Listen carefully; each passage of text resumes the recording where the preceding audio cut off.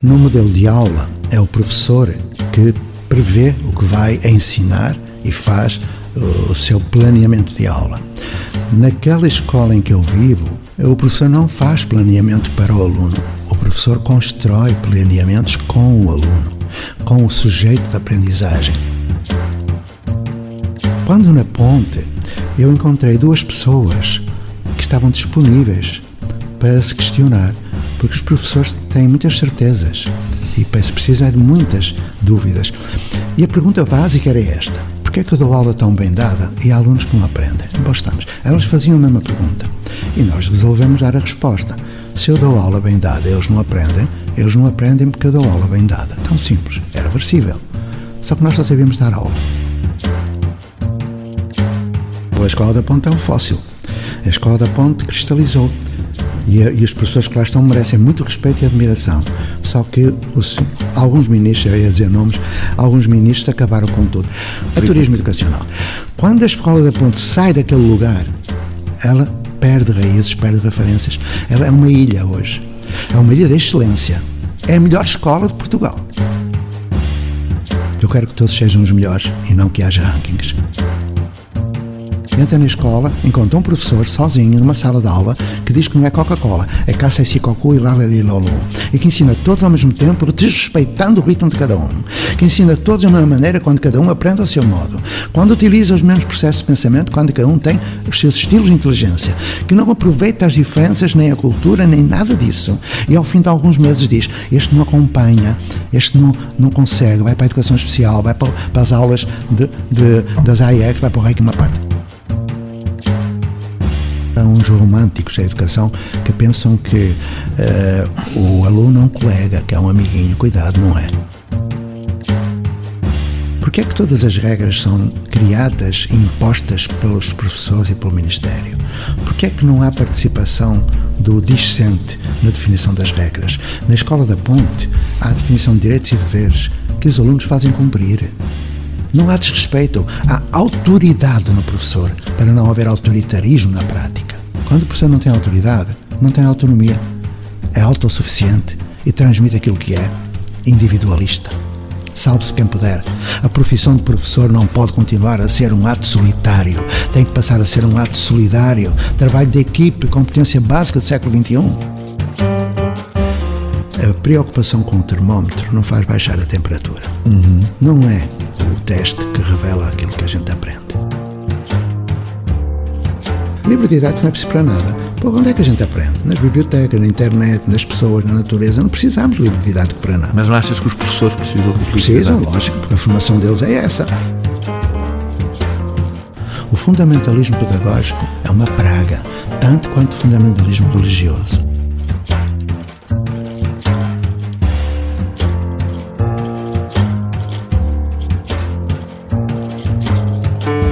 É mais do que uma entrevista, é menos do que um debate. É uma conversa com um contraditório em que, no fim, é mesmo a opinião do convidado que interessa. É um debate em que eu perco sempre. Perguntar Não Ofende é o podcast semanal assinado por mim, Daniel Oliveira, o que não faz chorar. Quase sempre sobre política, às vezes sobre coisas realmente interessantes. Ouça e subscreva em qualquer aplicação iOS, Android, Mixcloud ou no SoundCloud. Vá a patreon.com/perguntar não ofende, conheça as vantagens de ser patrono e apoie financeiramente a produção deste projeto independente.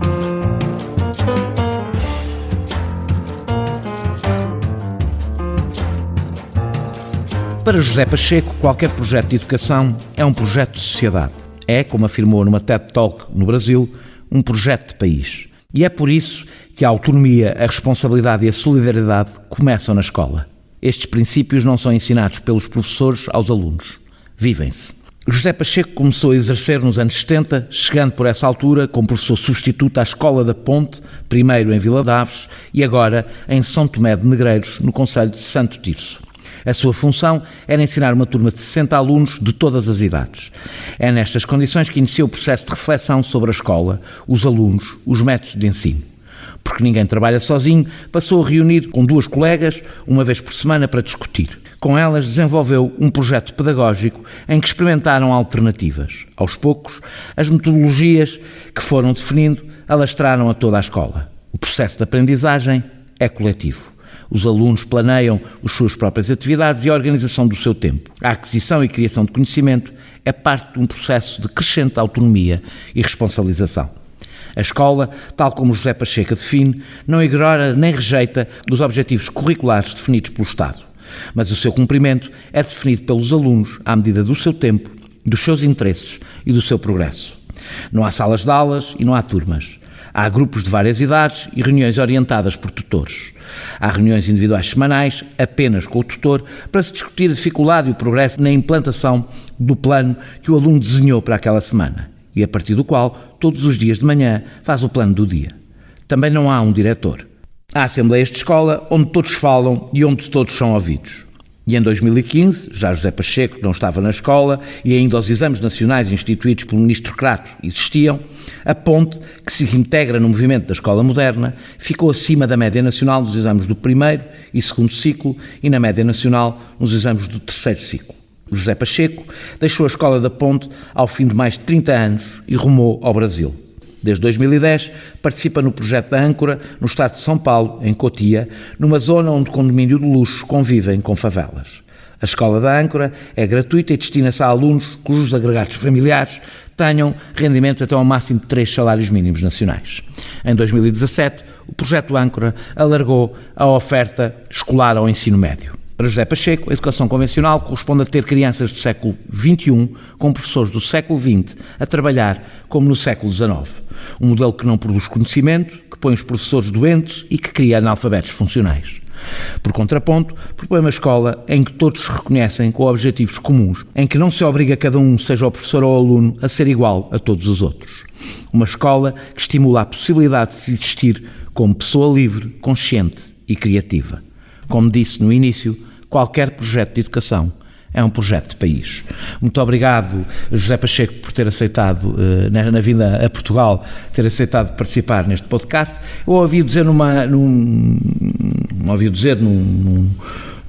palestra que numa aula nada se aprende, que ela não pode ser melhorada, tem que ser erradicada. Quer explicar o que é que isto quer dizer? A aula é um dispositivo de um modelo chamado de paradigma da instrução. Parte do pressuposto que alguém aprende escutando o outro e sem fazer pergunta. Isso não existe. E eu levei cerca de 7 anos para compreender isso. Eu dava as minhas aulas bem planeadas, era um professor considerado, enfim, um bom professor, mas eu me interrogava porque é que eu planeava tão bem, tinha tão bons materiais e havia alunos que não aprendiam. Então, de questão em questão, eu compreendi que dando aula eu não ensinava, efetivamente. Por aula entende os alunos sentados a ouvir o professor a falar e quanto muito de vez em quando a fazerem perguntas, não é? Não, a aula é também isso, mas é sobretudo uma diferença básica em relação àquilo que eu tenho ajudado a fazer. Ou seja, no modelo de aula é o professor que prevê o que vai ensinar e faz o seu planeamento de aula. Naquela escola em que eu vivo, que são muitas escolas, o professor não faz planeamento para o aluno, o professor constrói planeamentos com o aluno, com o sujeito da aprendizagem, a partir de necessidades, desejos, sonhos da pessoa, a partir das necessidades, desejos e sonhos da comunidade. Ou seja, o professor não prepara projetos constrói projetos com. Não dá aula, ajuda o jovem ou o adulto, porque a escola é para todas as idades, a procurar informação pertinente para que responda à sua necessidade. Então, está completamente nos antípodas. A aula começa no final do século XVIII, princípio do século XIX. É preciso fazer um pouco de história sem utilizar o jargão científico. Ainda há bocadinho falei de currículo, falei de paradigma, eu penso que não é preciso falar disso para ser claro. Começa com o chamado método Lancaster, que, aliás, a América do Sul utilizou muito antes da Península Ibérica. No tempo do Bolívar, ele adotou o Lancaster, que era um método chamado de monitorização. Era a aula. A aula não existia antes do século XIX. Existiu a partir do momento em que adotaram um princípio de um frade chamado Comenius, do século XVII, que dizia que era possível ensinar todos como um só. Como estávamos no tempo da primeira Revolução Industrial e era preciso passar do trabalho... E da democratização do ensino, não é? Ou do início, ainda não, mas do início da democratização do ensino. Porque ele só vai chegar, digamos, à democratização... No século XX. No século XX. E, atenção, qual democratização? Sim. Aí teremos muito que conversar. Quando eu digo democratização é no sentido mais limitado do termo, é o acesso generalizado. Mas o acesso não é o sucesso. E o que está na Constituição é que a educação é um direito social e subjetivo, ou seja, de todos. E nós vemos que nem todos aprendem, há muito abandono, há muita reprovação, há muita necessidade de educação especial, há muita corrupção, há muito suicídio. Ok? E, portanto, o acesso... Ele, no final do século XIX, praticamente na França, já estava resolvido o problema do acesso, escola pública, não é?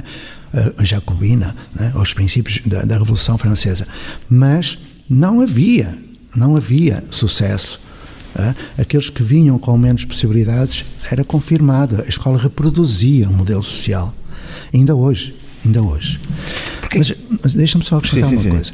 Quando nós começamos a falar sobre escola, há um problema sério de base.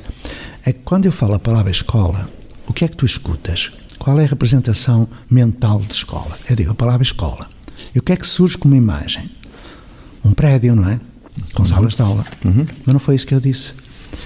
Não é falar que a gente se entende, é falar que a gente se desentende. Escolas não são prédios. Escolas são pessoas que aprendem umas com as outras. Há 7 perguntas fundamentais que as pessoas têm de fazer. Qualquer pessoa. Onde se aprende? Como se aprende? Quando se aprende? Por que se aprende? O que se aprende? E por aí vai. E a escola que nós temos não faz essas perguntas, porque é uma escola de resposta a perguntas que nunca foram feitas. Quando eu pergunto a uma criança, numa escola qualquer, o que é que tu queres fazer? A criança responde, eu posso dizer o que eu quero fazer? Isso me deixa completamente destruído. Quando eu pergunto à criança, o que é que tu queres ser? Ela me diz, quando eu for grande? Não, o que é que tu queres ser agora? Ser, existir, numa escola que não é o prédio. Numa aula, nada se aprende de útil. Um teste não prova nada. Então a alternativa à aula é o quê? Não vamos desenvolver ainda, porque eu vou fazer muitas perguntas ainda, mas resuma numa frase, a alternativa à aula é o quê? Depois a gente já vai aos pormenores. A alternativa à aula é o ajudar a aprender. Diga-me uma coisa, porque não é estranho que a escola, falou aliás disso, não tenha mudado tão pouco nos últimos 200 anos, quando o mundo mudou cá fora. Que isso é um facto, de facto é extraordinário que aquilo que deveria ser mais inovador é aquilo que parece resistir mais à inovação, no sentido mais pleno do termo inovação. Porquê é que acha que isto acontece? Qual é a força resistente que impede? Porque as empresas mudaram, os empregos mudaram, a nossa vida mudou, até a democracia mudou, e a escola, o que é que faz com que a escola tenha tanta resistência à mudança quando comparada com o resto da sociedade? Quando normalmente até seria o contrário, não é? Talvez porque ela teve a mesma origem que a Igreja. Quando há 1000 anos atrás, não é? Ela se separa da Igreja. A Igreja inventa sua santidade, o Papa, e a escola inventa o magnífico reitor. Ou seja, há uma hierarquia explícita e há fundamentalismo pedagógico, assim como há fundamentalismo religioso, que leva à cristalização dos modelos. Isso repercute, tem consequências sociais, lógico. Então talvez seja por aí. Eu acho ridículas essas formas de tratar as pessoas, mas elas refletem. A pergunta que eu faço sempre é esta: porquê é que o quarto de banho do aluno não é o mesmo quarto de banho do professor? Alguém me sabe explicar? Se até a urinária de defecar existe hierarquia. Há o pai, há o professor e há o patrão. Só que a jusante, o patrão, a revolução, já vai na quarta. Sim. Houve a segunda revolução industrial na década de 80 com o computador, houve a terceira revolução industrial na época de 90 com a EAD, com... E ainda não houve nenhuma revolução nisso? Nada. Nós estamos no tempo das tecnologias digitais. É justa a crítica que se faz ao eduquês? Não é. Essa gente, com todo o respeito que me merece... Eu já vou falar várias vezes dessa gente. Mas... Não, eu acho ridículo. Por exemplo, houve um indivíduo, eu não vou citar nomes, acho que não devo. Eu vou. Então, quando citares, pode ser que eu... Então, cito já. Independentemente de Nuno Crato, ele representa um pensamento hoje dominante em relação à escola. corresponde a um retrocesso, ou seja, em vez de termos ter havido um avanço, tinha havido um avanço e de repente houve um retrocesso. Porquê é que achas que houve esse retrocesso? Porquê é que achas que houve esse retrocesso? O Nuno Crato merece muito respeito como cientista, mas o Nuno Crato nada sabe de educação. É ignorante da educação. E como ignorante, ele acha que é o achismo. E como ministro, teve poder para destruir muita coisa que entretanto foi feita. Então é isso. Não é só o Nuno Crato. Digamos que é um pensamento peregrino que existe na sociedade portuguesa e universal, de que a escola tem de continuar a ser como foi, com alguns paliativos. Mete-se uma hortazinha, uma meditação, mete-se as tecnologias digitais, não vai resolver nada. Isso é tempo perdido. E o que faz um ministro? Durante este tempo todo que eu vivi enquanto professor, já há uns 50 anos, eu só conheci 1 ou 2 ministros que fizeram alguma coisa de útil. E sabes porquê? Porque não fizeram nada. O melhor ministro é aquele que não faz nada. Achas mesmo isso? É, porque nenhum ministro... Isso é o que dizem os liberais, que o melhor é um ministro não fazer nada. Porquê? Porque não sabem nada de educação. Quando fazem, só fazem asneira. E, portanto, mas um ministro pode se rodear de pessoas que sabem de educação, não é? Podem, mas aí há outro problema. Eu fui aluno da primeira licenciatura em Ciências da Educação. Sim. É uma coisa onde a gente aprende História da Educação, Sociologia da Educação, Etologia, Psicologia da Educação, que são várias psicologias, a Filosofia da Educação, Epistemologia, ou seja, um conjunto de ciências que, úteis, suponho que considera úteis na prática, ou seja, para criar, porque a teoria pela teoria não vale nada. Sim. A praxis, sim. Quando eu sinto uma dificuldade de ensinar, porque não há dificuldades de aprendizagem nos alunos, há dificuldades de ensinagem nos professores, eu vou procurar na teoria. Agora, o problema é que quase toda a gente que está como consultor, assessor, são técnicos administrativos sem qualquer conhecimento das ciências da educação, e burocratas, muitas vezes, burocratas da educação, que anulam qualquer espécie de medida que seja diferente daquela. Também há muitos burocratas com conhecimentos teóricos de educação bastante e há os áulicos, que são aqueles que sabem perfeitamente o que deve ser feito, mas que são mancomunados com o poder para evitar que as coisas aconteçam. E hoje estamos a assistir a isso com a flexibilização. Nós já vamos voltar a isto tudo, mas eu agora quero andar bastante tempo para trás. Tá bom. Quando chegou à Escola da Ponta. Houve um momento qualquer que o levou a pensar que qualquer coisa na escola não estava a funcionar bem. Muita coisa. Qual foi esse momento? O que é que de repente o fez perceber que havia qualquer coisa que não estava a funcionar naquilo que supostamente tinha que fazer? Eu era um professor normalzinho. E na Ponte eu encontrei 2 pessoas que também eram normaisinhas, mas que tiveram coragem suficiente para mudar em equipe. Porquê? Eu pertencia ao movimento da escola moderna. Ou seja, para mim o centro era a criança, era o aluno. Hoje não. O centro não é o aluno. Mas mesmo isso, ainda as escolas não chegaram. As escolas continuam, ou o centro no professor, ou uma coisa híbrida, não é? Como as escolas Waldorf, montessorianas, em que supostamente o centro é o aluno, mas dão aula sentada no professor. Pronto. Há uma espécie de esquizofrenia aí, mas não quero entrar em pormenores. Quando na Ponte eu encontrei 2 pessoas que estavam disponíveis para se questionar, porque os professores têm muitas certezas e se precisam de muitas dúvidas. E a pergunta básica era esta: porquê é que eu dou aula tão bem dada e há alunos que não aprendem? Bastamos. Elas faziam a mesma pergunta e nós resolvemos dar a resposta. Se eu dou aula bem dada e eles não aprendem porque eu dou aula bem dada. Tão simples, é reversível. Só que nós só sabíamos dar aula. O que nós fizemos? Não nos negamos, porque a educação é um direito. E se do modo como eu ensino, não ensino todos, eu não tenho direito de continuar a fazer isso. Ou sou antiético. É isto. Eu coloco a questão no domínio da ética. Não é da técnica, não é da metodologia. É ética. Eu não posso continuar a ensinar de uma maneira que eu sei que condena a ignorância a muita gente.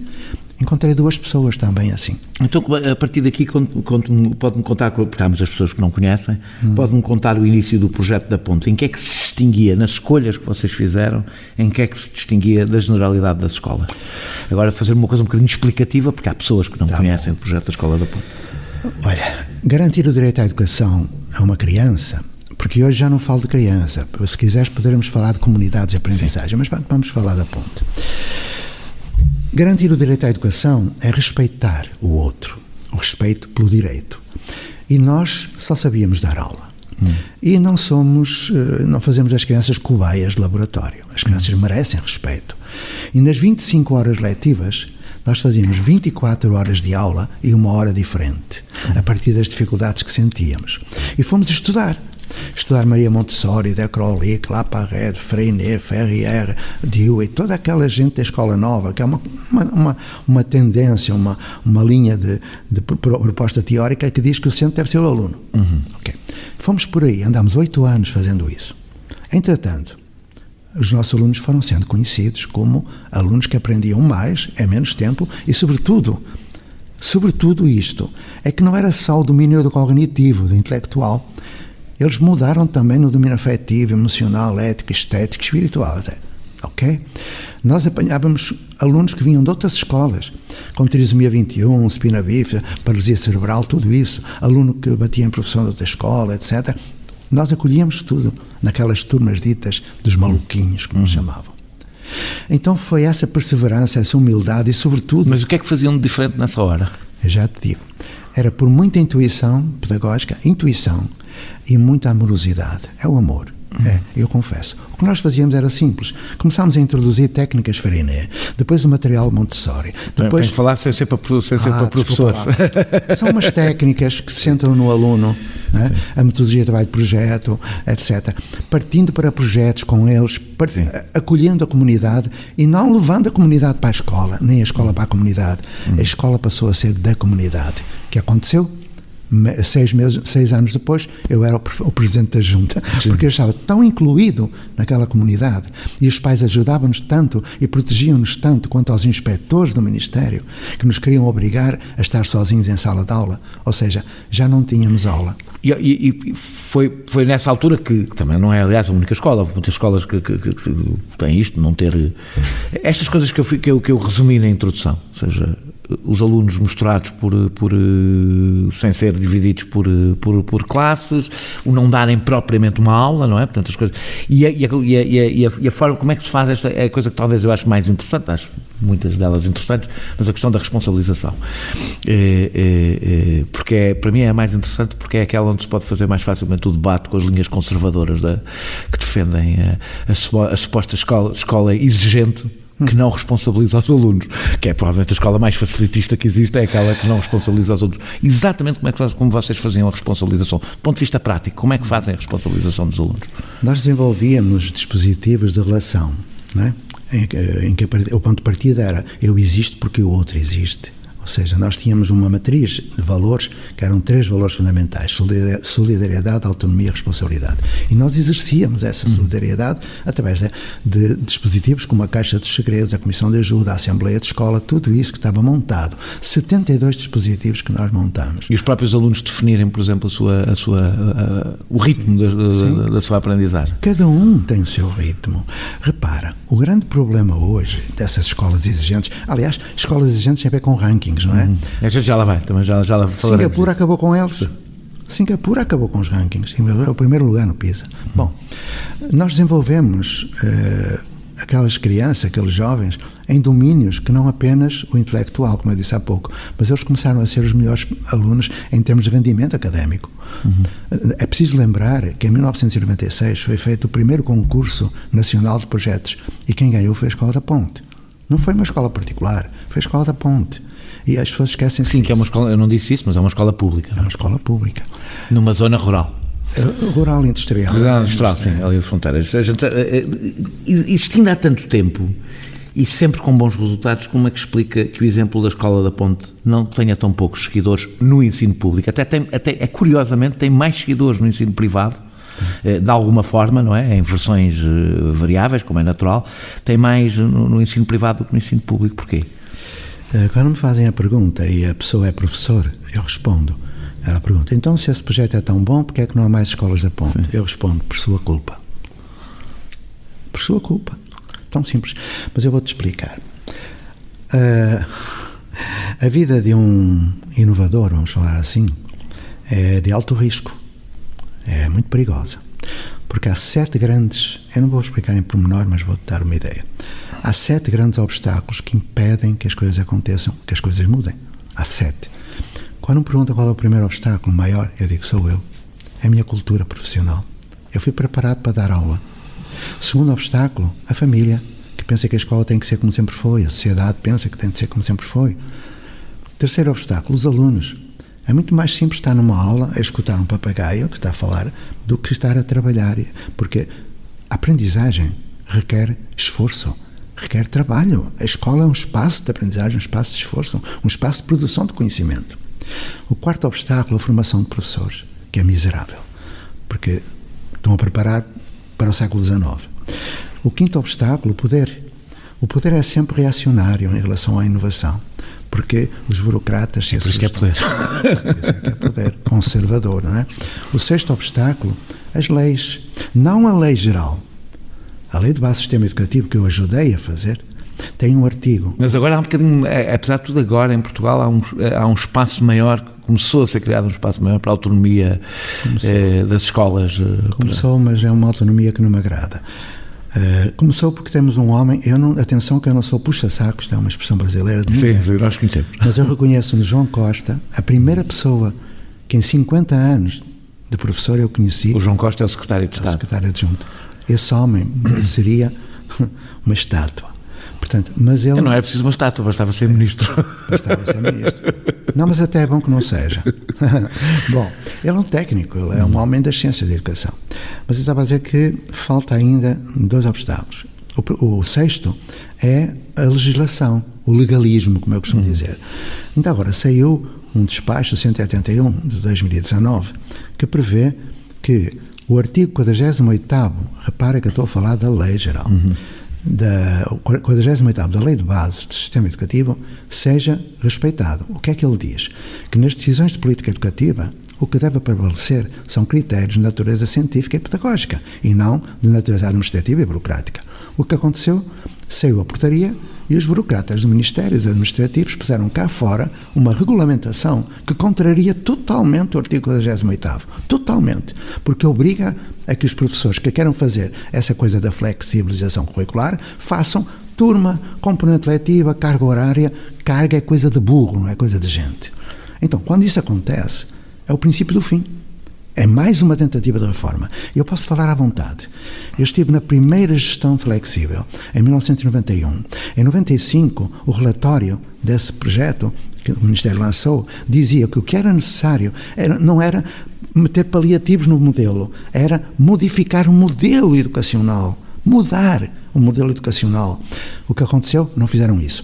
Em 99, eu era membro do Conselho Nacional de Educação e a Teresa Ambrósio, que era a presidente, veio ter comigo e disse: professor, tenho aqui uma proposta do Ministério de reorganização curricular, outra flexibilização. Você quer fazer o parecer?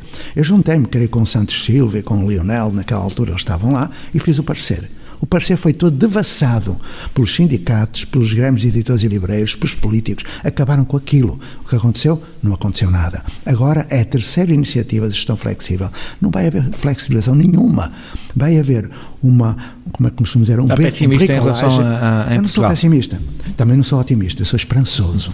O otimismo é da natureza do tempo, a esperança é da natureza da eternidade. Sei que não verei, mas tenho que fazer a minha parte. Deixe-me só dizer, a Escola da Ponte ficou um pouco na moda, com pais de outros lugares à procura deste projeto. Não houve um processo de gentrificação da própria Escola da Ponte? A Escola da Ponte é um fóssil.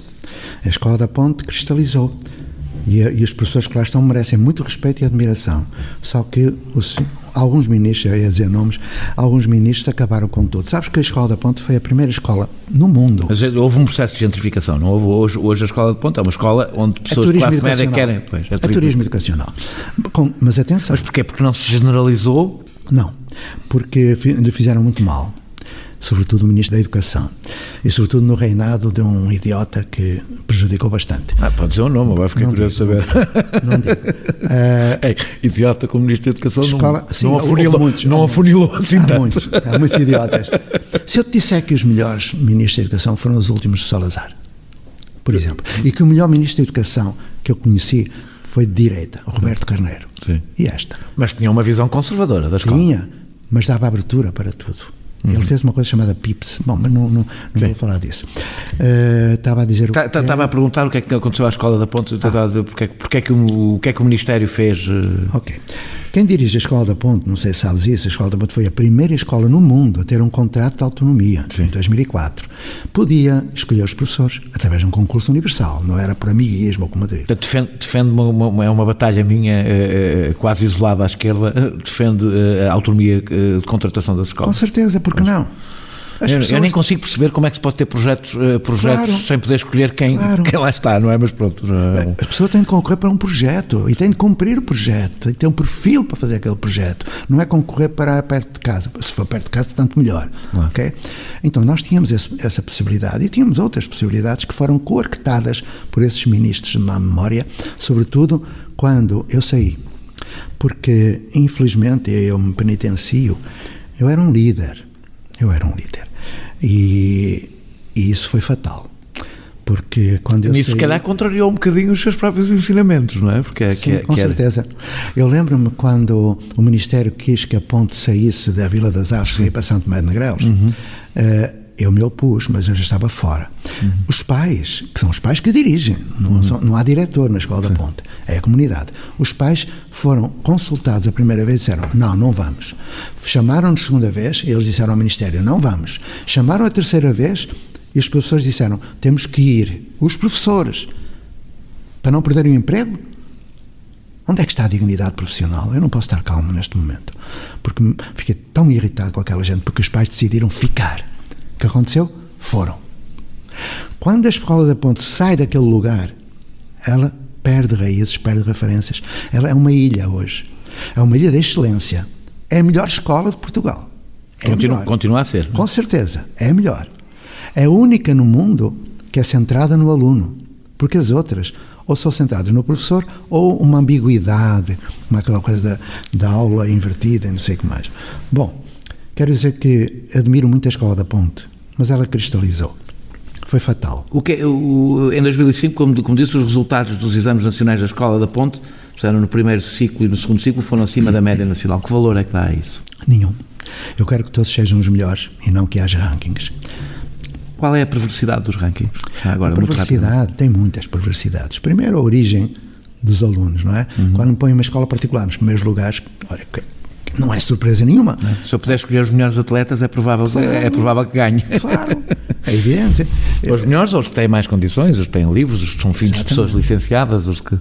Porque há muitos equívocos. Agora entraríamos naquilo que eu gosto de conversar, não sei se te interessa, que é falar da escola como uma nova construção social. É o que me interessa.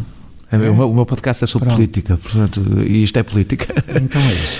Esta construção social que nós temos, que eu costumo dizer que são alunos do século XXI, professores do século XX, a trabalhar como século XIX, ela surge há 200 anos, ok? É uma construção social que resulta da necessidade dos Estados-nação da Prússia, da França e da Inglaterra de criar uma estrutura que preparasse os jovens para o mercado de trabalho. Pronto. Hoje nós sabemos que a quarta revolução industrial já não pede isso. É preciso uma nova construção social. A partir de quê? Das 7 perguntas fundamentais que eu faço e que eu deixo não como lição ou aula, mas para refletir. Eu posso falar das 7 porque não está nos livros. Se estivesse nos livros eu pediria para ler. Não seis analfabetos, poderias ler. Isto não está nos livros. E pode-se explicar. Queres que eu explique? Sim. Ok. Através de patreon.com/perguntar não ofende, pode apoiar diretamente a produção deste projeto independente. A primeira pergunta é: por que é que se aprende? Por que é que nós aprendemos a andar? Por que é que nós aprendemos a falar? Porquê? Repara bem esta pergunta. Aprendemos a ler e a escrever porque alguém quer que a gente aprenda a ler e a escrever ou para a necessidade de comunicar? Bom, a primeira pergunta. A segunda: quando se aprende? Aprende-se entrando às 8h30 da manhã, saindo à 1 da tarde ou ao meio-dia, dentro de 200 dias letivos, com intervalos. Quando é que se aprende? Nós aprendemos do pré-natal até à morte. Não há razão nenhuma para haver ensino básico, ensino secundário, ensino superior, ensino inferior. Se há um superior, há um inferior, certamente. Então, tudo isso é cartesianismo do século XIX. Tudo isso, essa segmentação, tem a ver com a padronização dos tempos. Porquê é que uma aula tem 50 minutos? Alguém sabe? Porquê é que uma aula tem 90 minutos, que é uma dose dupla de tédio? Porquê é que há intervalo? Porque tudo isso, porquê é que há ano letivo? O que é isso de ano letivo? Porquê é que há férias escolares? Há uma parte que é uma adaptação à vida dos adultos, porque as crianças vivem ao ritmo dos adultos. Outra não tem nada a ver com isso. E porquê é que os adultos têm que ter esse ritmo? É outra pergunta, não é? Porque a escola é feita para essa é uma das... Mas acaba cedo porque é a reprodução escolar social. Claro. A sociologia diz isso. Lá o Bourdieu, Passeron, Giroud, essa gente toda. Bom. E há um lado até que tem que ser no sentido... Isto é um debate difícil, mas há alguma uniformização que a escola faz, que faz parte de todo o processo. Como é que eu vou pôr isto? Sem parecer brutal, mas vou ser brutal, não faz mal. Nós temos que nos domesticar uns aos outros para conseguir viver em sociedade. Acredita nisso, acredita que há uma fronteira à qual nós ensinamos coisas aos nossos filhos, a cumprimentarem, a dar beijinhos, a sentarem à mesa, a falar não sei quantas regras que não são obrigatórias e têm a ver com a convivência entre nós. A escola tem um bocadinho essa função, ou não? Infelizmente. Mas não acha que tem que ter um bocadinho também? Não é a função da escola é produzir conhecimento. Claro que eu disse domesticar de propósito, para provocar um bocadinho. Mas, é isso que faz. Aliás, mas tem que fazer um bocadinho, ou não? Tem que fazer, mas não da forma como faz. Ok? Toda a formação no século XXI é autoformação. Vamos ler Maturana, autopoiese, não interessa, não vou entender. Aliás, porque depois é assim que vai ser a vida, não é? Tudo aquilo que acontece tem a ver com a interpretação que um Foucault, um Thompson faz na sociologia da educação. A escola produz e reproduz um modelo social e escolar. Pronto. Quando é que se aprende? Já não lembro das 7 perguntas em qual é que estava. Quando é que se aprende? Sim, exato. Repara, quando se fala que a criança entra na escola aos 6 anos, isso é o serviço militar obrigatório aos 6 anos, como eu costumo brincar, porque ela não aprende, não começa a aprender aos 6 anos. Quando ela entra na escola, por exemplo, já sabe ler. Sabe ler Big Brother, McDonald's, Coca-Cola, sabe ler isso tudo. Entra na escola, encontra um professor sozinho numa sala de aula que diz que não é Coca-Cola, é Caça-Cocu e Lalelilolu, e que ensina todos ao mesmo tempo, desrespeitando o ritmo de cada um, que ensina todos da mesma maneira quando cada um aprende ao seu modo, quando utiliza os mesmos processos de pensamento, quando cada um tem os seus estilos de inteligência, que não aproveita as diferenças, nem a cultura, nem nada disso, e ao fim de alguns meses diz, este não acompanha, este não consegue, vai para a educação especial, vai para as aulas das AIEC, vai para o REIC uma parte, desculpa falar assim que eu não consigo falar. Não consigo falar calmo. São 40 e tal anos a falar a mesma coisa e ninguém escuta. Bom, quando é que se aprende? Aos 5 meses de vida intrauterina, o ser humano constrói os primeiros neurônios de espelho. Porquê? Por influência emocional, estética e amorosa. Afetiva. Aos 7 meses aprende o ritmo da fala, dentro da barriga da mãe. Não é aos 6 anos de idade que ele vai aprender a falar. Ok? Mas vamos adiante. Eu ensinei, por exemplo, um homem de 92 anos a ler.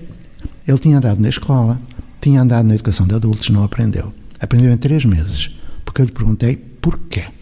Porquê que quer aprender? Ele disse, porque eu sou... Isso é a terceira pergunta, é? Isso é a terceira pergunta, o porquê que quer aprender? Não. É o quando ainda. Ainda é o quando. Porque ele aprendeu a ler aos 92 anos. Sim. E eu perguntei-lhe porquê. Porque para aprender temos de ter 2 condições. Saber porque se aprende, que a aprendizagem seja significativa, que faça sentido, e um vínculo afetivo. Vínculo. Se tu tiveste um professor de quem não gostaste, não aprendeste nada nessa disciplina, porque não há vínculo. Ok? E numa turma não há vínculo. Qual é o vínculo? Há alguns professores que conseguem...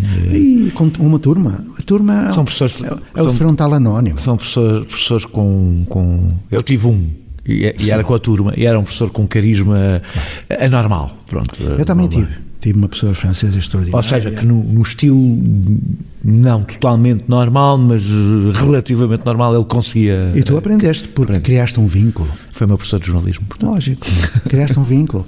Para ti ele foi um ícone. E, portanto, tu aderiste. Porque a aprendizagem é antropofágica. Eu não aprendo o que o outro diz, eu aprendo o outro. O professor não ensina o que diz, o professor transmite aquilo que é. Tão simples. A relação humana. Isso levanta-nos uma questão difícil, que é, que era uma pergunta que eu tinha mais para a frente, mas faço já. Nós estamos a falar de milhares e milhares de professores para mais de 1 milhão de alunos em Portugal. Ou seja, na escala micro, esta conversa é possível. temos sempre partido de um princípio, que a maioria dos professores não tem vocação para ser professor, porque não há milhares de pessoas com vocação para ser professores e, no entanto, precisamos deles. Se isso é possível, eu tenho uma tese, que claro, estou enganado, que um bom professor consegue milagres no mau sistema, um mau professor consegue milagres no bom sistema, que é destruir o bom sistema. Isso acontece. Mas voltando à questão de quando se aprende. Ele aprendeu a ler através da cassete que eu gravei, foi há 30 anos, por exemplo, a cassete com o Gênesis, o primeiro capítulo da Bíblia que ele era, e ele olhava para o texto e ia escutando. Ele aprendeu a ler. Uma senhora de 32 anos me pediu para aprender a ler, porque a minha especialidade é a leitura e a escrita, não é? A alfabetização linguística. Eu perguntei-lhe porque é que quer aprender. E ela pôs uma questão social, familiar. Disse que era o marido que chegava tarde a casa. Ela era mãe de uma aluna minha, que tinha andado 3 anos noutra escola e não tinha aprendido a ler. Quando chegou à ponta, aprendeu em 3 meses. E ela estava interessada em saber ler. Eu perguntei-lhe porquê. O meu marido chega tarde, tal, diz que trabalha até tarde, mas chega às 2 da manhã, como é que é? Se eu soubesse ler os papéis que ele tem no bolso do casaco. Ela trouxe-me um papel e aprendeu a ler pelo bolso de papel. Aprendeu a ler em 2 meses, separou-se no 3º mês, claro. É verdade. Eu tive muitos casos desses. Ou seja, emancipação, porque a leitura é a leitura do mundo, leitura crítica. E ela percebeu que precisava de aprender a ler para se autonomizar. Bom, o segundo então é esse. Eu pergunto muitas vezes porque é que a criança que faz 2 anos, 1 ano e meio, é retirada do convívio do avô e da avó para ir para dentro de um edifício chamado Jardim de Infância, separado da geração que tem que estar com ela pelo menos até aos 4 anos de idade. Porquê? Porquê é que se faz isso? Os pais vão trabalhar, mas os avós ficam em casa a estupidificar-se em frente à televisão. Ou seja, nós aprendemos até morrer. E, sobretudo, nessa ligação umbilical entre o avô e o neto, que é destruída, totalmente destruída logo à partida. Não há razão nenhuma para separar a família da escola e da sociedade. Não há razão nenhuma. Fizeram isso exatamente para domesticar. Ok? Terceira pergunta. Já disse, porquê é que se aprende? Quando se aprende? Onde se aprende? Onde é que nós aprendemos? Dentro de uma escola, edifício? Muito pouco, ou quase nada. E aprendemos o que não devemos aprender. A obediência formal, etc, etc. Padronização de tempo, a ser bem comportado, etc. Eu não vou deter-me muito nesta pergunta, porque ela leva-nos muito longe. A quarta pergunta. Portanto, é o porquê, quando, onde, o quê? O que é que nós aprendemos? O que é essencial aprender-se?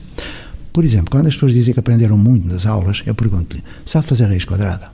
A pessoa ainda está para ser o primeiro que diga que sabe. Ninguém sabe. Professores tiveram aula sobre raiz quadrada, não tiveram várias aulas sobre raiz quadrada. Aprenderam ou não aprenderam? E a segunda pergunta, quantas vezes tiveram que utilizar raiz quadrada na vossa vida? Nunca. Eu pergunto, então, porquê é que a raiz quadrada é um conteúdo que faz parte das aprendizagens essenciais? Não pode ser, não estou a falar de raiz quadrada especificamente, mas, por exemplo, há coisas que se ensinam porque dão competências mesmo que a gente não os utiliza. Significa pensamento abstrato, etc. Não é? Uma das razões que nós aprendemos matemática não é só para fazer contas, é para conseguir ter pensamento abstrato.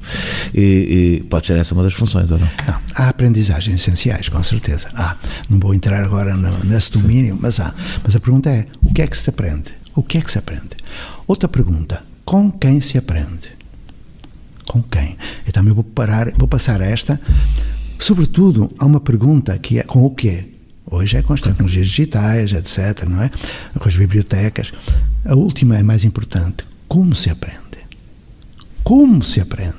E é aqui que está a questão curricular, que é muito falada agora, a gestão flexível do currículo e tal. Como é que nós aprendemos? Então, há toda uma área chamada das ciências da educação que aborda a questão das teorias da aprendizagem. Ok? Behavioristas, construtivistas, essas coisas todas que os ministros desconhecem. E também não peço que conheçam, peço é que não se arrisquem a fazer aquilo que não sabem. Ok? Então, esse como é fundamental. Nós aprendemos a partir de necessidades, desejos, sonhos, problemas. Numa tripla dimensão de aprendizagem, que é a dimensão da subjetividade. Isto não está nos livros. Ouviste bem? Não está. É uma teoria construída, que eu estou a pôr em prática no Brasil. A gente já lá vai, no fim da nossa conversa, vamos ao Brasil. Porque é no Brasil que está o futuro da educação do mundo. Tá bom? E por isso é que eu estou lá. E deixo os meus netos cá. vale bem a pena. Aliás, a minha neta entrou agora em Psicologia e é o meu orgulho. Adiante. No domínio da subjetividade, da comunidade e universal. Se quiseres, falarei sobre isso. Se não quiseres, ficarei calado. Porque são 3 dimensões fundamentais para se compreender como se aprende. E isso que eu poderei dizer-te, se tiveres interesse em linguagem de gente e não no jargão científico, vai ser publicado dentro de 3 ou 4 anos. Diz o que quiseres. Eu vou fazendo perguntas no meio, mas vai dizendo o que quiseres, até podemos espalhar. Se bem que eu há uma coisa que queria... É melhor que tu perguntes. E eu acho que consegues enfiar aqui em todas as coisas, porque vão estar cá. Já falámos um bocadinho disto, mas eu quero que desenvolvas um bocadinho mais. O que respondes a alguém que te diga que a escola que defendes, que permite que os alunos definam os seus próprios ritmos e objetivos e não tem testes, é uma escola facilitista? Não, porque ela pratica a avaliação. Porque a escola facilitista não pratica a avaliação, pratica o teste e a classificação. Quando um professor... Qual é a diferença? Vou dar um exemplo. Quando eu pergunto a um professor como é que ele avalia, ele me diz: durante um trimestre aplico 3 testes. Chego ao fim do trimestre, soma as notas de testes, divido por 3 e dou a nota. Eu digo, está bom. Isso é impossível. Porquê? A nota de teste é de referência de escala intervalar, de variável contínua. A nota de pauta, de 1 a 5, é uma escala ordinal de variável discreta. Não se pode fazer a transposição simples. Aí o professor diz-me, mas eu também considero, por exemplo, a criatividade, a autonomia. E aí eu pergunto, onde estão as evidências de aprendizagem da autonomia? Não tem nada. Você tem uma nota de matemática ou de português? Não tem. Mais ainda, como é que você pede contas a um aluno no domínio da criatividade se você não desenvolve nele a criatividade? Como é que pode exigir? Só se for inata, não é? Claro. Então, há toda uma confusão entre avaliação e classificação. A escola da Ponte e outras escolas que eu acompanho fazem aquilo que está na lei, que é avaliação formativa, contínua e sistemática, centrada em processos. O que fazem as escolas ditas normais é a avaliação periódica, que não é formativa também, porque não dá o feedback. Não é um grande fã dos testes, imagino. Não é ser fã, é que os testes não provam nada. Provam uma coisa. A memória. É a memória de curto prazo. Não é que ela não seja importante, mas há de facto uma sobrevalorização da memória, não é? Eu fiz um teste com 100 professores lá no Brasil. Perguntei-lhes muita coisa do ensino básico que eles tiveram. O máximo de resposta que eu tive de conhecimento foi 10% em relação aos 100% do conteúdo curricular. Não sabiam nada. Eu perguntava o que é um polímero, não sabe. Qual é a lei do Boyle-Mariotte, não sabem. Percebes? Fazia perguntas de ciências, matemática, de história, não sabiam. Porquê? Porque não aprenderam. Quando alguém me dizia, mas eu aprendi geografia, eu perguntava, sim, e história também. Quem descobriu os Açores? Quem é que sabe? Quem descobriu os Açores? Nunca um professor me disse quem foi que descobriu os Açores, mas pôs isso num teste e foi legitimado como tendo sabido. Por exemplo, o acesso à universidade não deveria existir. Porquê é que há? Entre 1975 e 1990 não houve. E as notas do ensino secundário... Porque havia havia mais vagas... Não era por isso, não. Mas não vamos entrar aí. Quero dizer que há uma coisa, aliás, a Secretária de Estado, Alexandra Leitão, já o disse aqui neste podcast, e eu sou completamente defensor, que devíamos retirar das escolas definitivamente o peso da escolha, para a entrada na universidade. Sim, deixá-la, soltá-la dessa obsessão que destrói a possibilidade de Mas ensinar. Para isso é preciso que se faça avaliação no ensino secundário, e não se faz classificação. Eu faço um convite. Deixai-me entrar numa escola de ensino secundário e acompanhar o processo de um aluno qualquer durante 3 anos. No fim desses 3 anos, eu peço ao aluno para ir comigo à universidade e ao curso que ele quer frequentar. Ele vai comigo e leva um portfólio digital que prova que ele, evidentemente, aconteceu aprendizagem. Portfólio portfólio, evidência da aprendizagem, em vídeo, em tridimensional, tudo isso que prova que é avaliação. E ele tem direito de entrar no curso que quiser. Achas que a escola que defende achas que a escola que defendes é mais exigente? Muito mais. Muito mais. Começa logo por ser mais exigente. Eu exijo a excelência académica com a inclusão social. Eu não brinco em serviço. Mas há de qualquer das formas um projeto social e político na escola que defendes, e a minha pergunta é: essa escola para crianças mais pobres, eu faço sempre aqui um bocado de advogado do diabo, é o que tenho que fazer, garante a possibilidade da ascensão social. A escola é vista como um instrumento fundamental numa sociedade que é uma sociedade desigual da ascensão social. Isso não obriga a preparar as crianças para o ambiente competitivo que vão encontrar lá fora. Se lhe tirarmos essa competitividade, não estamos a desarmá-la para a sociedade que temos? Nós teríamos de pensar nas chamadas competências do século XXI. Cooperação, solidariedade, empatia, tudo mais. Tudo o que é contrário à competitividade negativa. Mas eu não vivo num mundo ideal. Eu vivo num mundo em que eu tenho de treinar os meus alunos para a competitividade, sim, mas uma competitividade de uma liderança coletiva. A minha liberdade não acaba onde o outro começa. A escola democrática que defendes é isso, é uma escola, também. Não é uma escola que não há competitividade, é uma escola onde há trabalho, mas há trabalho de equipa. Há competitividade consigo mesmo. E quando me dizem, você não quer que sejam os seus alunos os melhores, não, quero que todos sejam os melhores. Todos. Cada um a seu modo. Porque não se pode exigir que todos tenham o mesmo desempenho. Por razões de ordem social, económica, cultural, o que seja. E até intelectual. Nós não nascemos todos com as mesmas capacidades. É evidente. O que temos é de perceber que somos seres humanos, que estamos num mundo que é preciso preservar e que, pelos vistos, não vai ser preservado, não é?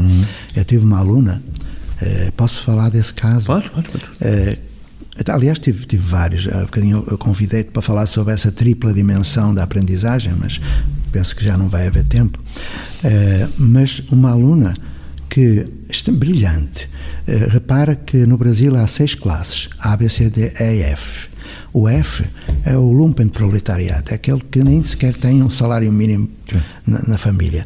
São daquelas favelas mais violentas. Essa jovem veio lá do fundão da favela e preocupou-se com o problema do efeito estufa, preocupou-se com o buraco do ozono, preocupou-se com as guerras por falta de água e viu que a NASA estava à procura de planetas para que o ser humano pudesse viver. E ela disse, repara bem, com 9 anos, dado que é impossível, enfim, evitar o desastre, que ele vai acontecer, infelizmente vai acontecer, diz ela, eu vou procurar se há, aos 13 anos, ela foi convidada pela NASA para ir para Washington. Dá para entender o que é que eu falo de escola? A excelência académica. Aos 13 anos ela tinha trabalhado conceitos que só são dados nos cursos de física da universidade. Está lá. Porque estava lá a capacidade, não é? Não, pois, porque nós trabalhamos sem aula, sem turma, sem prova, sem nada dessa porcaria, desculpa. E ela aprendeu. A escola, deixa-me só dizer mais uma coisa, perguntar mais uma coisa sobre esta ideia da democracia na escola. A ideia de uma escola democrática em que as crianças participam não tem os seus limites, a responsabilização não tem limites de maturidade. Tem. Há muita confusão às vezes. Eu considero que há uns românticos da educação que pensam que o aluno é um colega, que é um amiguinho. Cuidado, não é. Não é. O professor... É porque essa ideia às vezes passa na ideia do projeto de escola que defende. É chamada não diretividade ingênua, que cria monstrinhos muito autocentrados e desajustados à sociedade. Nós não queremos isso. Isso era tão importante falar disso com alguns pais, mas adiante. Há muitos... Não é só com professores, com pais, alguns pais. Nós recebemos muitos pais bananas lá, infelizmente, porque, coitados dos pais, eles não aprenderam a ser pais, não há cursos para ser pai. Mas para ser professor portanto vamos... mas também melhor que fora que não houvesse. Quando eu fui trabalhar nas instituições de formação de professores, já trabalhei na universidade, eu fiquei espantado como é que ainda havia aula, turma e tudo mais. Eu perguntava, eles diziam, o professor chega e põe umas transparências, naquela época não havia PowerPoint. Eu disse, põe, e depois fala o que está lá. Eu perguntei, vós sois analfabetos, não sabeis ler? Sabemos, o que é que está lá? Então, era um diálogo de surdos que eu tinha com aquela gente. Agora, estou muito orgulhoso dessa gente, porque hoje têm 45, 50 anos, e estão a fazer muito bons projetos. Era essa a boa notícia que eu queria dar-te. Neste momento, há todo um movimento felizmente ainda ignorado, porque quando se revela, enfim, é objeto de contrariedades. Há um movimento de professores que decidiram ser éticos, ou seja, procurar formas que todos aprendam, e esse movimento tem expressão em muitas escolas públicas e particulares. E uma nova educação está a surgir. E quem foi o profeta dessa nova educação? Um homem que viveu no Brasil 26 anos, chamado Agostinho da Silva. Quando ele veio embora, porque os militares da ditadura queriam apanhá-lo, não é? Ele escreveu um texto que acaba assim: Portugal desembarcou na África, Portugal desembarcou na Ásia, Portugal desembarcou na América, só falta Portugal desembarcar em Portugal. Isso irá acontecer com a nova educação que está a nascer no Sul. Uma educação... No Sul? No Sul. No hemisfério Sul. Exatamente. Uma nova educação que redima os males de uma Idade Média e o renascimento da escravatura e da exploração do homem pelo homem. Quais são os princípios básicos que ele define? A política deve ser inspirada em criança, segue a criança, o brilho dos inícios, a criatividade, a inovação. O homem não foi feito para trabalhar, mas para criar, e a vida deve ser gratuita. E quando lhe perguntavam qual era a licenciatura dele, ele dizia: sou licenciado em liberdade. E quando lhe perguntavam: e o doutorado? Sou doutorado em raiva. É esse o homem. E ele viveu no Brasil, ele criou comunidades, ele criou universidades, ele criou um Instituto de Letras da Universidade de Brasília, onde hoje eu atuo. E digo-te que procurei saber quem o acompanhava e encontrei duas pessoas que me falam dele. Agostinho da Silva, juntamente com Paulo Freire, juntamente com Lauro de Oliveira Lima, juntamente com um homem chamado... Eu não sei se devo dizer os nomes dos que são vivos, acho que não devo. Mas Portugal e Brasil têm excelentes profissionais de educação.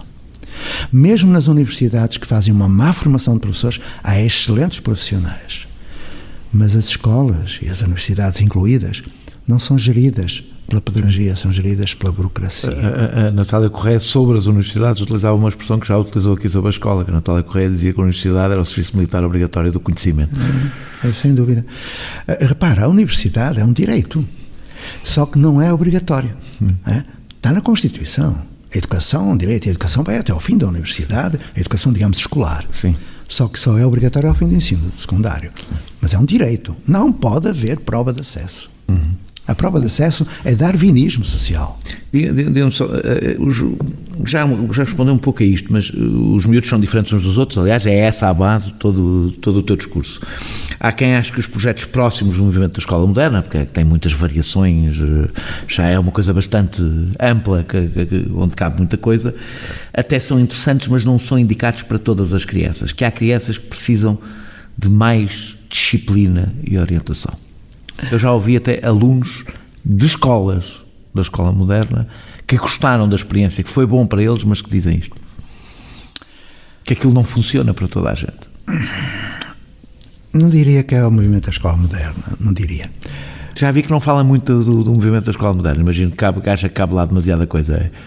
É isso. Não, porque eu tenho um grande respeito para as pessoas que lá estão. Sim. Mas digamos que eu ajudei a criar o meme no Porto, sim, por exemplo, com a Angélica, aquela gente toda. Tenho um grande respeito por Nisa, sou amigo do Rui Trindade, que foi coordenador.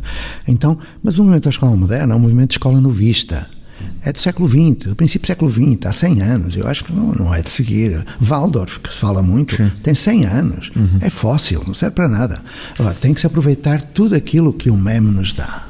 E que é muito daquilo que também aqui defende, não é? Há muitas coisas que são eu trabalhei os ficheiros autocorretivos, a classe cooperativa, o intercâmbio escolar, a imprensa freira, fiz tudo o que havia no movimento da escola moderna e tenho um grande respeito e admiração pelo movimento. Mas, hoje eu sei que o centro não é o aluno. O centro é a relação, é a qualidade da relação. O centro é a intersubjetividade. Aprendemos uns com os outros, mediatizados pelo mundo. E, portanto, aquilo que eu hoje faço... E isso é possível para todos os alunos? Para todos, é. Porque e para todos os professores também? Para toda a gente. Porque, aí terei de te convidar para ir ao Brasil. Está a começar no Brasil. Podemos tratar das passagens. Estou falando sério, estou falando sério. Ir ao Brasil brevemente. Não vai demorar 3 anos que o Brasil vai ser o centro do mundo da educação. Vamos ver, não é? Isso também depende de coisas políticas. Mas a gente já vai falar do Brasil. Eu tenho a certeza. A gente já vai falar do Brasil. Repara que eu tenho muito poucas certezas. Essa eu tenho. A gente já vai falar do Brasil. Não quer gastar isso agora. Como é que respondes às pessoas que dizem que há um problema de disciplina? Aliás, está a ser um tema agora outra vez. Um problema de disciplina nas autoridades, na escola, que há um problema de autoridade do professor. Eu respondo com uma... Achas que há um problema de autoridade e disciplina? Eu respondo com uma frase de Bertolt Brecht. Diz-se das águas de um rio que são violentas, nada se diz das margens que as comprimem. Porque é que todas as regras são criadas e impostas pelos professores e pelo Ministério? Porque é que não há participação do discente na definição das regras? Na Escola da Ponte há a definição de direitos e deveres que os alunos fazem cumprir. Não há desrespeito, há autoridade no professor para não haver autoritarismo na prática. Achas que a questão dos problemas de disciplina tem a ver com o funcionamento? Falta de autoridade. Falta de autoridade nos adultos, com certeza. Mas de autoridade quê? Emocional, intelectual? Tudo. Sabes porquê? Porque o professor dá aula e não sabe porque é que dá aula. Porque está inseguro. E quem está inseguro não tem autoridade. E quando é desrespeitado e desautorizado pelas famílias, muito menos. E quando é desprezado... E porquê que achas que é, por exemplo, desautorizado pelas famílias? Sim, Mas porquê que isso acontece? Qualquer pai diz que... Qualquer pai dá palpite sobre aquilo que o professor faz. Mas tu defendes isso? Defendes que os pais participem? Não defendo nada disso. Então, mas não defendes que os pais participem na escola, na comunidade? Participar dentro daquilo que lhe é atribuível. Porque nenhum pai põe em causa um diagnóstico médico. Hoje em dia já vão ao Google e põem. Tá bom, isso é que o problema da autoridade intelectual já é um problema transversal na sociedade. Então, já deixou de ser um problema exclusivo do... Então admito que não tenha razão. Não, o que eu estou a dizer é que há um problema, hoje há um problema que tem a ver com a internet, tem a ver com o acesso fácil a suposta informação.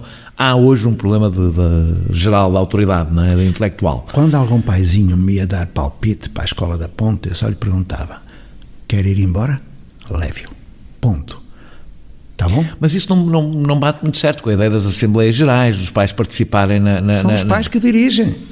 Agora, eu não autorizo um médico a dar palpite sobre aquilo que eu faço. Eu tenho respeito por mim, enquanto educador e cientista da educação. Porque eu também não dou palpite pelo médico, nem vou fazer operações cirúrgicas. Mas está a crescer um desrespeito pela imagem do professor. É, porque a educação é terra de ninguém. Toda a gente... E os professores têm alguma responsabilidade? Tem, sim, senhor. Tem. E sobretudo os professores da formação inicial. Porque os preparam para a insegurança da sala de aula, em que fecham a porta e fazem tudo o que fazem. Quando se lhe apresenta a pergunta: porquê é que você trabalha assim? Ou quando perguntam: o quarto de banho do aluno é o mesmo quarto de banho do professor? O professor não sabe explicar porque não é. Está bom? Está inseguro e, portanto, não tem autoridade. Autoridade significa... É a distância que retira a autoridade. Com certeza, também. Autoridade vem do latim, significa ajudar a crescer. Quando o professor não tem autoridade, não tem autonomia, é autossuficiente e transmite aquilo que é individualista. Salve-se quem puder. A profissão de professor não pode continuar a ser um ato solitário, tem que passar a ser um ato solidário, trabalho de equipe, competência básica do século XXI. Vamos falar do Brasil. Como é que chegou ao projeto Âncora? Foi um homem que criou uma ONG, uma organização não governamental, para salvar vidas de jovens, entre 3 favelas das mais violentas da periferia de São Paulo e Cotia. E pediu-me, que eu fui lá há um ano, em 2005, e em 2010 ele me pediu para fazer uma escola. E eu lhe respondi: eu não faço escola, quem faz é o brasileiro, eu posso ir ajudar. Ele queria acabar com aquilo que é os AECs, essas coisas todas, para fazer uma escola. Então eu fui cumprir... Porque aquilo começou como um projeto de ocupação de tempos livres. Sim. Mas ele dizia... Aquilo que chama ATL. Mas esse homem dizia que fazer ATL era como tentar enxugar gelo. Sim. Porque continuavam iguais. Tinham a escola tradicional e depois tinham o teatro, tinham a música, enfim. Então fui ajudar a fazer. Foi isso que eu fiz. E hoje está aí, em Lisboa, a coordenadora dessa escola. trabalhando com escolas portuguesas. Eu vou agora de tarde para o chão da escola, com criança jovem, ali para Caxias, com elas, que são 2 professoras brasileiras que vieram também, para trabalhar e como é que funciona a escola? É parecido com o que foi a Escola da Ponta? É uma coisa diferente? Explique-me mais ou menos. Eu vi um longo documentário sobre o assunto, mas as pessoas não viram. Explique mais ou menos como é que a coisa funciona. Leva muito tempo. Hein? Sim, não leva muito tempo, mas o suficiente para explicar. Olha, quando uma criança chega à escola, nós perguntamos o que é que tu queres fazer, o que é que tu queres saber, o que é que tu queres ser e com quem queres conviver. São os 4 pilares da educação. E a partir daí nós construímos com eles projetos de vida. Vou dar um exemplo, posso? Porque assim é mais fácil. Nós recebemos um jovem com trissomia 21. Trissomia 21. É aquilo que é síndrome de Down. Ele já tinha passado por outras escolas. Eu não lhe perguntei o que ele queria aprender. Ele tinha 9 anos e nem sequer sabia identificar o nome dele. Nem ler, nada. Eu perguntei-lhe o que é que tu queres ser. E ele disse, quero ser guarda-redes. Construímos um projeto de vida com ele. Ele aprendeu a ler, a escrever em 3 meses, que não tinha aprendido em 3 ou 4 anos. Hoje, se for à internet ver a final do Campeonato do Mundo de Futebol de Salão, vais ver que ele é o guarda-redes da Seleção Nacional. Então, são projetos de vida construídos com as pessoas. Mas também há projetos... E isso na prática funciona também sem turma, também sem isso seguindo as regras, seguindo a lógica que tens defendido sempre? Produzindo conhecimento. É aí que está. Produzir. Currículo não é consumir um pronto a vestir que está lá com as raízes quadradas, não é nada disso. É construir conhecimento dentro do seu ritmo, dentro do seu estilo de inteligência, dentro da sua... Bom, tudo isso é preciso. E numa aula é impossível. É impossível, ok? Depois há a dimensão da comunidade. A escola tem de reelaborar a cultura e criar sustentabilidade na sua comunidade. A escola não pode ser uma ilha que está ali, onde as pessoas vão X horas por dia para supostamente aprender alguma coisa que não aprendem nada. Tem que contribuir para o desenvolvimento sustentável da comunidade, humanizando o ato de educar. E aqui entraríamos numa discussão que talvez levasse 2 ou 3 dias. Porque há uma base de equívocos enorme nesta gente, a começar pelo Ministério da Educação. É que escolas são pessoas, e as pessoas são os seus valores, e os valores transformados em princípios produzem projetos. Os projetos humanos são coletivos, e nos projetos humanos se produz conhecimento e se reelabora cultura, porque aquilo que é mais necessário, lembras-te dos obstáculos que eu citei, é a reelaboração cultural e profissional dos professores, que não é possível quando se continua a ter uma escola com aula, com componente letiva, enfim, eu iria entrar agora dizendo disparates. É uma revolta muito grande, uma raiva muito grande, como eu entendo a raiva. Mas nem sequer no Brasil, nesta experiência, é curioso porque esta experiência tem uma característica um pouco diferente das outras, porque não é uma escola pública, ou seja, é um projeto de uma ONG... Não, desculpa, das mais de 100 que mas esta é particular. A que eu conheço, esta que eu conheço, não conheço pessoalmente, mas que vi, é particular, ou seja, com apoio de uma ONG dirigida a populações carenciadas. Ela é particular pela iniciativa, exato, mas ela é pública. Sim, não é paga, claro, não é tudo mais. É dirigida, aliás, a famílias que, preferencialmente, a famílias de baixa renda. Mas é uma... Porque é curioso, porque é que num país com as características do Brasil, um projeto deste inovador não é um projeto público, é um projeto de uma ONG financiado por um privado, penso como pelo Mercedes, não é? Olha, fica aqui talvez o princípio de uma outra conversa. Eu estou cá apenas uma semana, porque eu tenho de voltar para o Brasil. Porquê?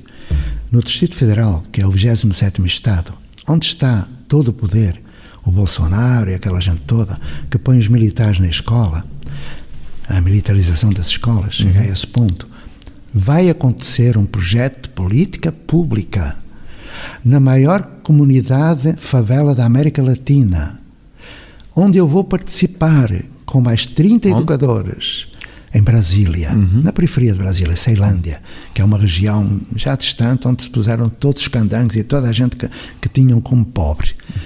Vai acontecer uma rede de comunidades de aprendizagem onde não há aula, não há turma, não há ano letivo, não há horário padrão, não há nada disso. É curioso, será que é público? Quando as coisas se extremam para um lado que aparecem já as não bolsas, é possível disfarçar. As bolsas mais interessantes de assistência? E vai ser a minha vingança, a minha raiva. eu vou acompanhá-los. Eu vou voltar agora para o Brasil porque vamos preparar esse projeto. É política pública do governo de Bolsonaro. Que diferença é que existe em desenvolver um projeto escolar em Portugal ou no Brasil, que é um país tão desigual, mais desigual do que Portugal? Há alguma diferença fundamental? Não creio que haja. O que há na Europa é maior acomodação e maior capacidade de disfarçar o indisfarçável. Porque há mais confronto, não é? Há mais conforto. Portanto, A OCDE diz que nenhum país, mesmo os primeiros classificados do PISA, podem afirmar que garantem a educação a todos. E, portanto, apesar de tudo, a Finlândia é um bocadinho mais próximo daquilo que o José Pacheco idealiza do que Portugal, por exemplo. A Finlândia fez 3 grandes iniciativas.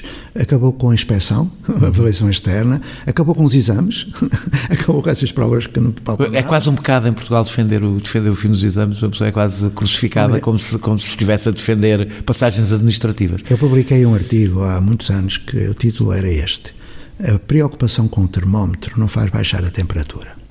Não é o teste que revela aquilo que a gente aprende. E, portanto, se quiserem conversar sobre isto, a gente conversa sobre as funções da avaliação criterial, normativa e tudo mais, que é técnico e que eu não autorizo qualquer pessoa a discutir.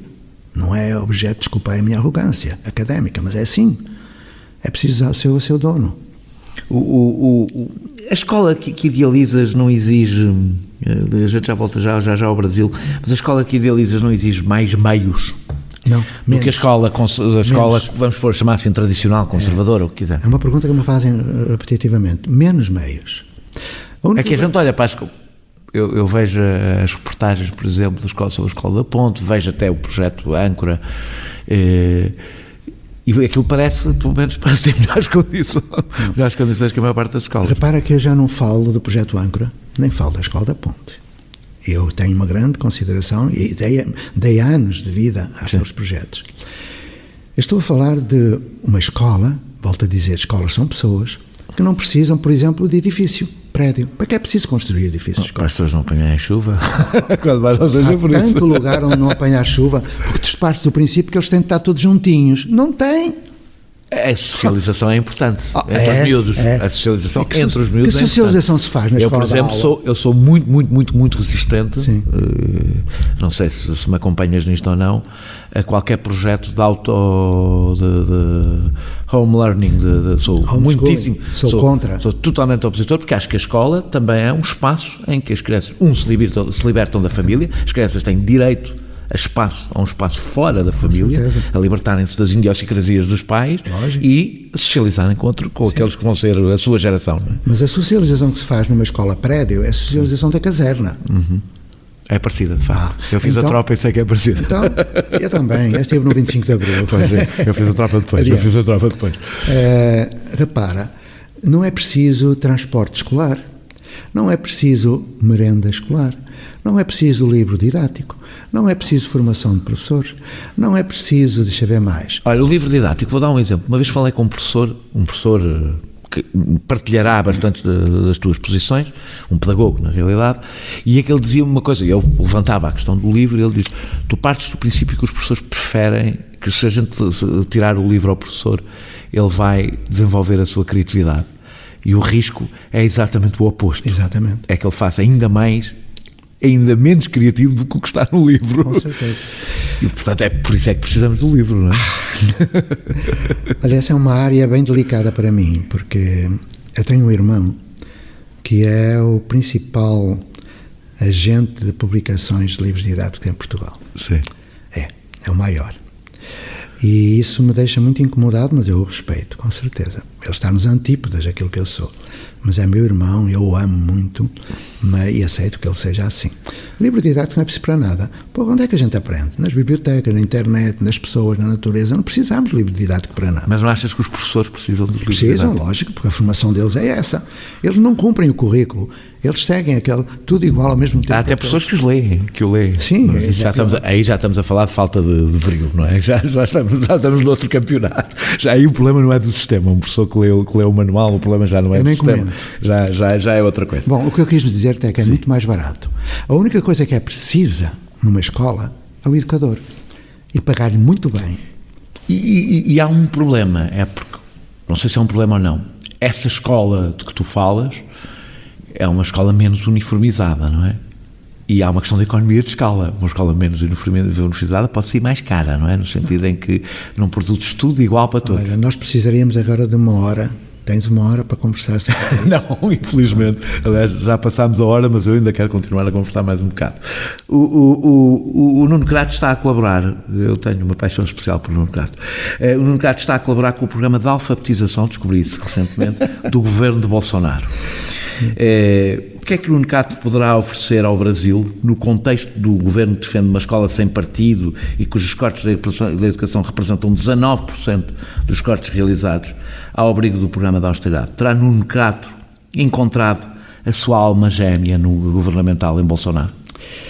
Em Bolsonaro não, no Ministro da Educação, que também, bem, digamos que está bem para o Bolsonaro, não é?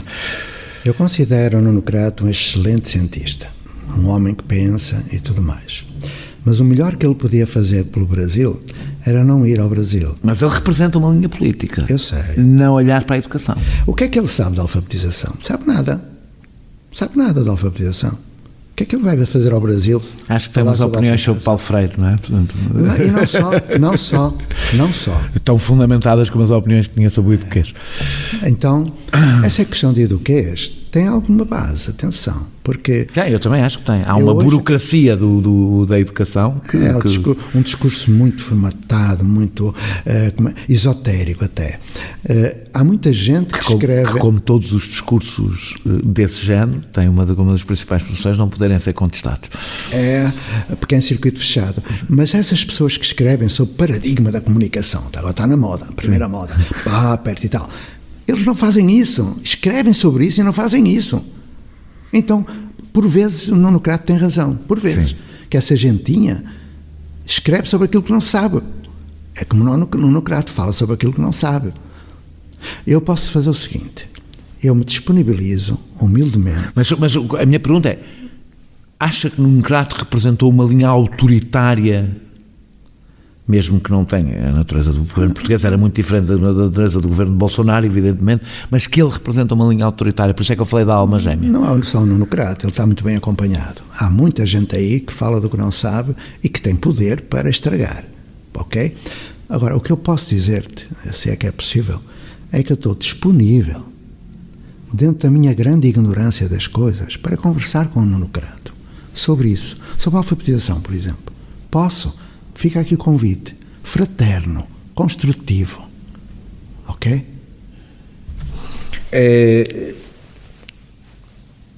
A chegada de Bolsonaro ao governo sente-se em projetos como a Âncora ou não?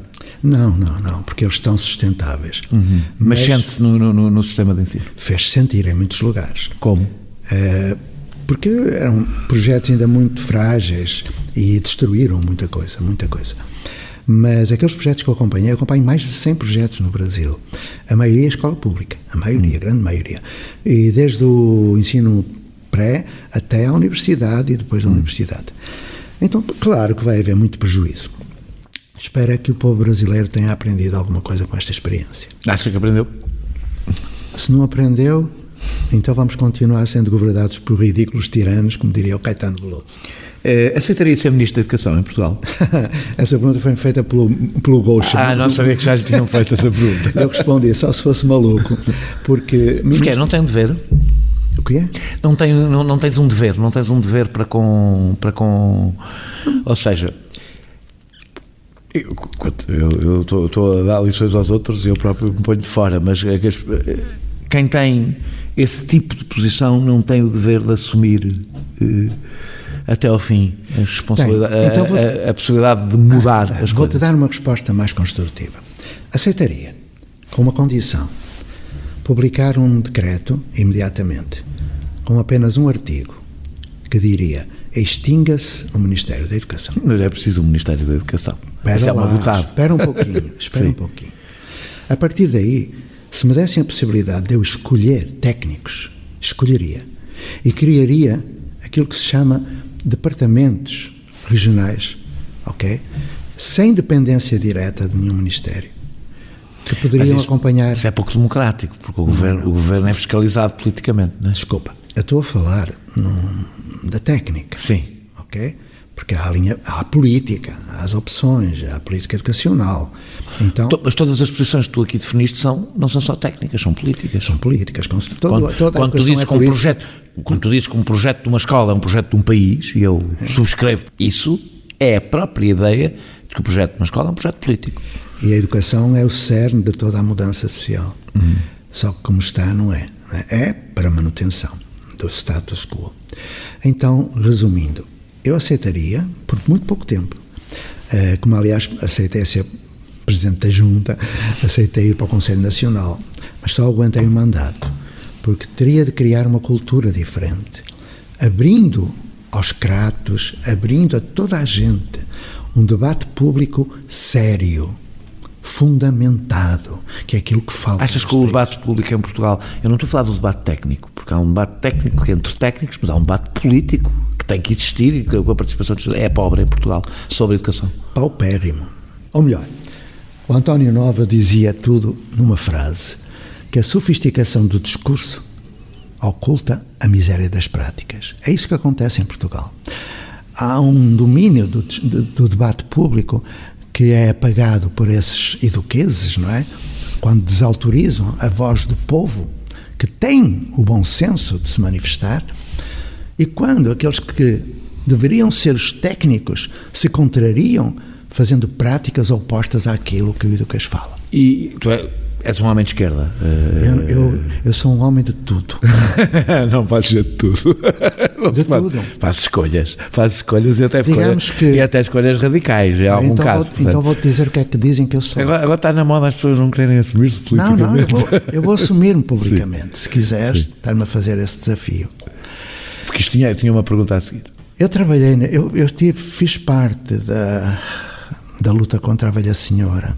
Eu fui preso. Eu tive umas aventuras, tive que ir para a África, fugir, etc.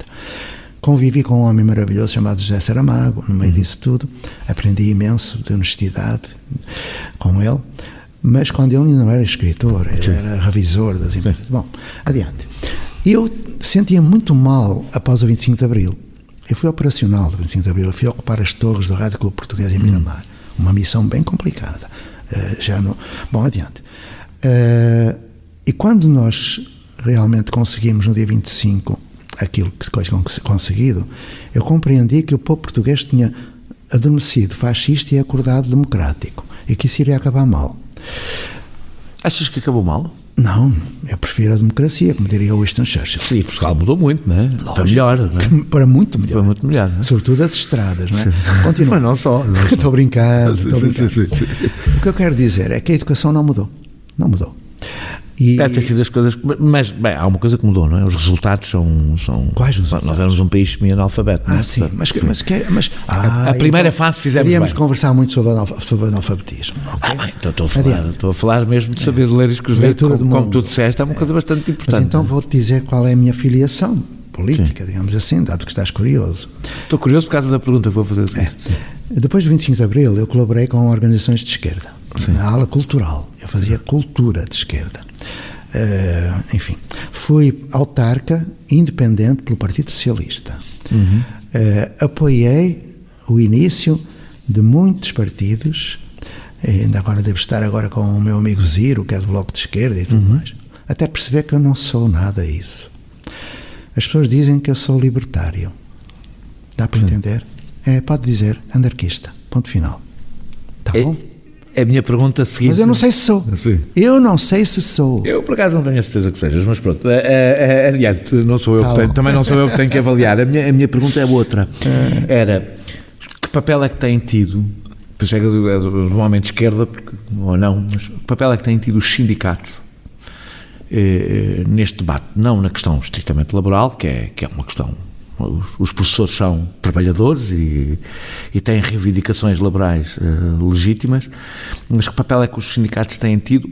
Mas eu até vou um bocadinho mais longe, por isso é que eu falei da esquerda.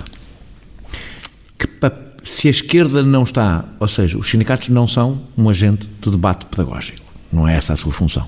Não é essa, não é para isso que existem, são um agente de reivindicação laboral. Se os partidos de esquerda não estão, à esquerda do Partido Socialista, não estão reféns no debate sobre o que deve ser a escola, estritamente do discurso sindical? Eu sou sindicalista, fui dirigente sindical, estou aposentado e pago as minhas cotas, sindicato é necessário. Mas quando eu vejo o meu amigo Mário Nogueira falar sobre o número de alunos por turma, eu digo que era melhor ficar calado. Porque presume-se que tem de haver turma. Lógico. Mas o Mário Nogueira é tudo menos um exemplo de progressismo no sistema educativo. É um homem bom, um homem Eu gosto do Mário Nogueira, gosto pessoalmente do Mário Nogueira, mas na área do pedagógica eu não o teria, obviamente, como um exemplo de grande progressismo, até é bastante conservador. Eu só o citei porque os outros são iguais. São amigos meus, que eu respeito, que eu amo, com quem trabalhei 40 e tal anos nos sindicatos. Mas achas que a esquerda está refém do discurso sindical? Com certeza que sim. E está refém tem mais um discurso sobre a escola que quase só fala de questões sindicais e laborais. Está tanto quanto a direita. Digamos que... Em espelho, exatamente, os extremos tocam-se. Eu não sei onde é que porque é estranho, porque o debate sobre o que é que deve ser a escola é um debate pouco politizado em Portugal, que é uma coisa estranha, porque é o debate mais político que existe. E aquilo que prevalece é o discurso neoliberal. Por incrível é o que ganha, não é? Claro. É o que ganha, lógico. É o que está, é o que existe. Não é por acaso que há partidos que agora entram na Assembleia da República com esse discurso, não é? O teu projeto, eu já perguntei-te isto, mas isto é um bocadinho para terminar, o teu projeto, a tua escola, o projeto de escola que defendes é um projeto político. Assumimos que sim, eu pelo menos assumo que sim. A educação é um ato político. É um ato político. E isso não é um problema numa escola pública que se dirige a todos, pessoas com convicções políticas muito diferentes. A escola não tem que ser neutra do ponto de vista político. Aquilo que mais eu rejeito é o fundamentalismo pedagógico. Quando uma escola se diz que é montessoriana, eu pergunto o que é isso. Ou seja, exclui tudo o resto. Quando a escola se diz construtivista, exclui tudo o resto. O fundamentalismo pedagógico é uma praga, tanto quanto o fundamentalismo religioso. Ou ideológico. Tiveram a mesma origem. O problema é esse. A escola ainda não se separou da igreja. Continua como no século X. Mas tu não tens uma linha pedagógica? Não te filias em linhas pedagógicas teóricas, etc.? Eclético. Quando me perguntam, mas na sua prática, por exemplo, os alunos têm que saber a tabuada de cor? Eu respondo, têm. Mas isso é do paradigma da instrução. Quero lá saber. Mas então o centro não é o aluno. Porquê é que tem? Porque é que tem? A máquina pode avariar, por exemplo. O que tem, antes de saber isso, tem que passar pela gênese do número, tem que passar pela tábua de Pitágoras, tem que perceber o que é o algoritmo, tem que saber tudo isso para chegar à tábua. Não é dizer, tens que decorar isto. Eu estou a falar da técnica. Pronto. Adoto todas as propostas pedagógicas, todas sem exceção, mas no contexto de uma nova construção social de aprendizagem, não de ensinagem. Quando me fala sistema de ensino, eu quero um sistema de aprendizagem. Dá para entender a diferença? O direito à educação, o direito de aprender. E se tivermos agora mais 1 hora ou 2, eu te explicarei o que é essa nova construção social. E te convido a ir ao Brasil para ver.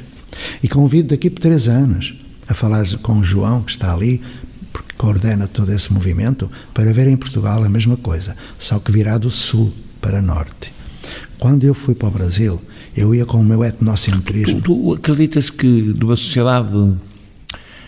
Porque sim, tu dizes é verdade, a escola constrói a sociedade em que vivemos e é construída pela sociedade em que vivemos. Reproduz. Ora, nada indica que é para esse lado que as sociedades onde vivemos estão a caminhar. Pelo contrário, o que indicam é para umas sociedades cada vez mais hipercompetitivas, que não promovem propriamente a liberdade e a autonomia. Não estás a tentar criar ilhas de utopia? Não quero. Ilhas longe de mim. Por isso é que eu trabalho em núcleo, comunidade e rede. Sustentabilidade.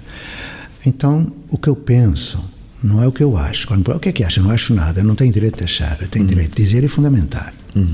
Então, naquilo que me é dado de saber e daquilo que me é dado de fazer com outros, eu presumo que a idade da educação vai surgir, ou seja, quando realmente, porque isto é cíclico, talvez no final da década de 40. Eu já cá não estarei, certamente, mas tenho esperança, sou esperançoso. Muito obrigado, José Pacheco, por teres aceitado esta nossa conversa, nesta tua curta visita a Portugal. Nós voltamos para a semana com outro convidado. Este episódio teve a produção de João Martins, pesquisa de Filipe Avala, música de Mário Lajinha e ilustração de Vera Tavares.